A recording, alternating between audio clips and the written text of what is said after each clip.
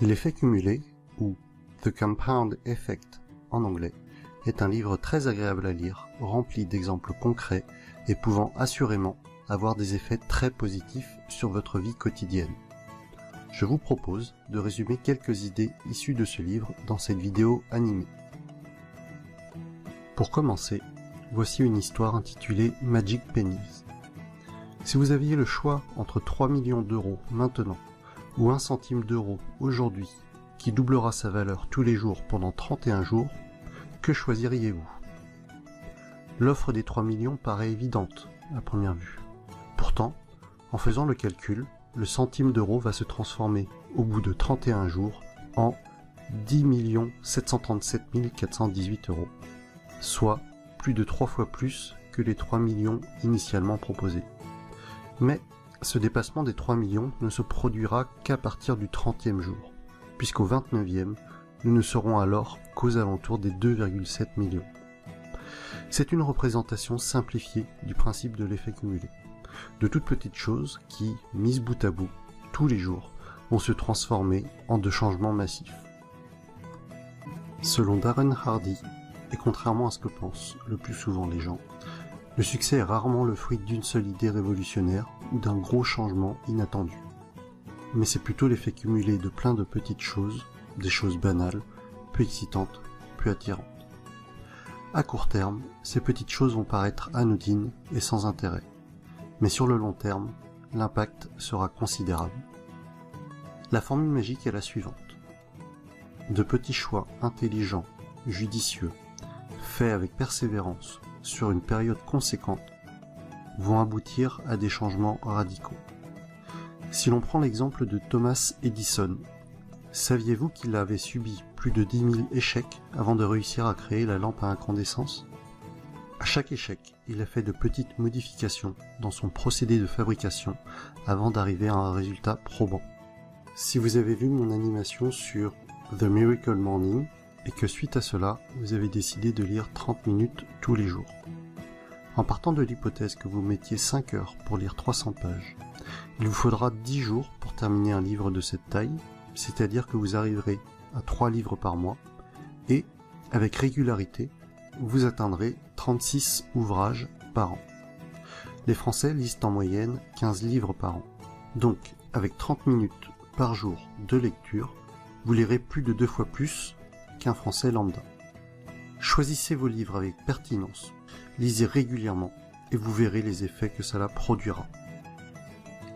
Cette partie va être consacrée à une astuce vous aidant à supprimer une mauvaise habitude. Le principe est tout simple. Il s'agira juste de faire un suivi scrupuleux de ce qui vous embête. Prenons un exemple.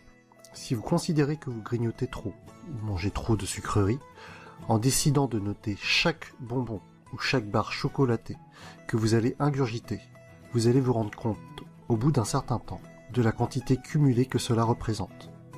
Et inconsciemment, vous finirez par diminuer les doses. Idem, si vous estimez que vous dépensez trop, en notant toutes les dépenses jugées plus ou moins futiles, après quelques semaines, vous devriez avoir plus de facilité à résister à vos tentations. Tentez l'expérience par vous-même.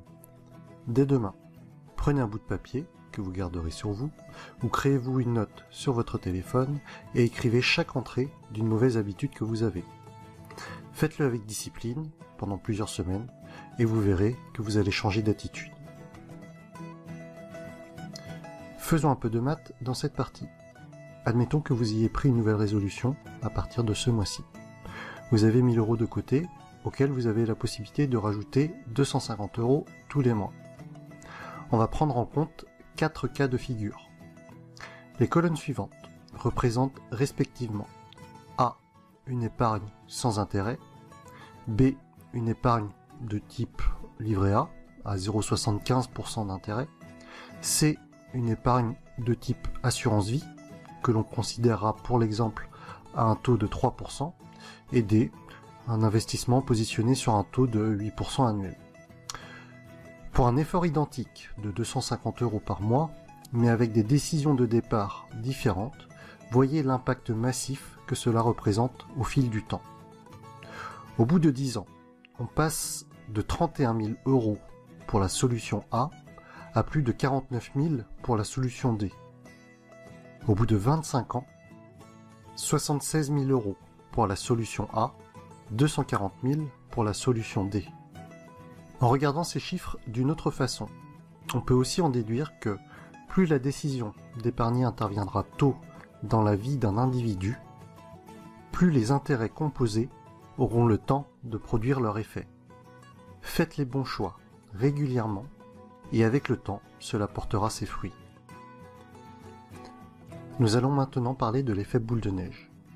Chaque action, aussi petite soit-elle, aura des répercussions sur votre vie. Admettons que vous décidiez de regarder une nouvelle série ce soir. Celle-ci est très prenante, alors vous enchaînez plusieurs épisodes d'affilée. Vous réalisez au bout d'un certain temps qu'il est déjà 3 heures du matin. Alors vous vous couchez, mais vous n'arrivez pas à dormir, la durée passée devant la télé, perturbant fortement votre sommeil. Le matin arrivant, vous n'avez pas votre compte de repos et vous êtes de mauvaise humeur. Vous ne vous êtes pas levé assez tôt pour vous préparer votre déjeuner. Alors, à midi, vous prenez la solution de facilité et vous voilà en train de faire la queue chez McDo pour la 4e fois de la semaine. Votre repas, qui, en plus de ne pas être équilibré, vous rend incapable d'être efficace au travail. Vos collègues vous font des remarques et votre état de fatigue vous font dire des choses que vous regretterez plus tard. Bon, c'est un peu schématisé, mais l'idée de l'effet boule de neige est là. Une mauvaise décision, habitude, faite constamment, entraînera à plus de mauvaises décisions. A l'inverse, une bonne décision, habitude, faite constamment, entraînera à plus de bonnes décisions. Pour conclure, faites de toutes petites actions qui vous paraissent positives quotidiennement. Soyez tous les jours meilleurs que le jour précédent, même si ce n'est que 0,01%. Au bout du compte, les gens qui vous rencontreront verront les résultats et ils se demanderont comment vous avez réussi à accomplir tout cela. Ils s'interrogeront sur les secrets de votre succès. Et voilà les principales idées que j'ai retenues de ce livre.